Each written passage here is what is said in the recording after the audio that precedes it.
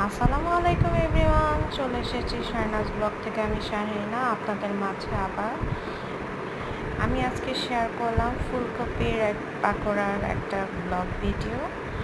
তো আমার খুব পছন্দের একটা পাকোড়ার মধ্যে আছে ফুলকপি পাকোড়া, যেটা বেসন দিয়ে হলুদ মরিচ দিয়ে তৈরি করা হয়। সিদ্ধ করে নিতে হয় ফুলকপিটা, আর ভাজার পর এটা খেতে খুবই মজা লাগে।